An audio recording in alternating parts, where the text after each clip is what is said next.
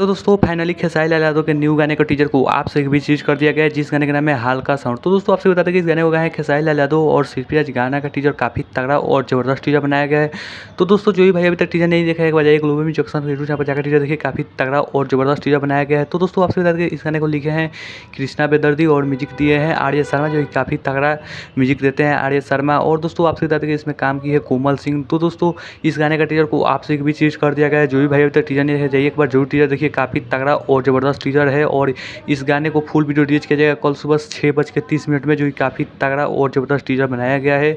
और दोस्तों कल सुबह गाना आ रहा है, गाना देखना ना भूलिएगा, काफ़ी ज़बरदस्त और बवाल मचा कर रख देगा ये गाना। काफ़ी दमदार गाना बनाया गया है और हाई लेवल का गाना शूट किया गया है।